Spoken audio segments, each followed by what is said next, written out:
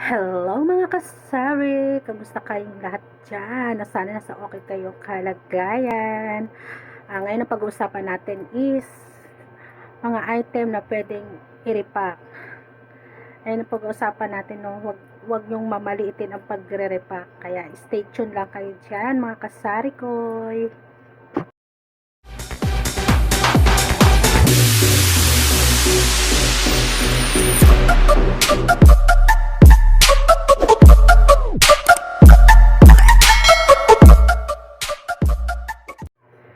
Hello mga kasari! So, pag-uusapan natin yung mga item na pwedeng i-repack. Afford ng mga customers. So, yung pwede talaga na i-repack talaga. Ito po, ang nire-repack ko, meron ako nito nire-repack na asukal. Asukal na yan, ang benta ko is 2 pesos. Meron din ako rito na asin. Benta ko dyan is 5 pesos. Meron akong paminta. So, ito ay piso ang isa sa akin ito. Laurel, piso rin ang isa niyan.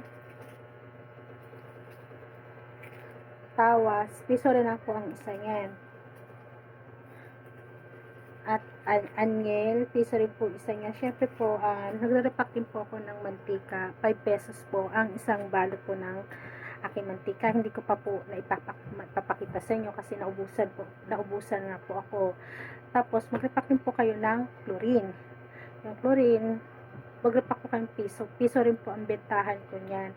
Kasi nabila ko lang po sa online. Mura lang po, pero bawing-bawi po ang puhunan. So, sobra pa nga po.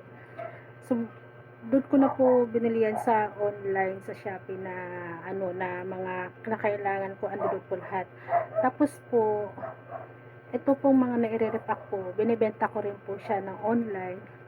Hindi po siya ma-stock ng matagal dito sa tindahan namin. Online ko po siyang binibenta. Minsan, pag lumalabas ako, inaalo ko rin po doon sa mga katabi namin tindahan, sa labas, sa mga kakilala ko. Inilalako ko rin po para po mabilis. Maraming salamat po. Thank you po and God bless you.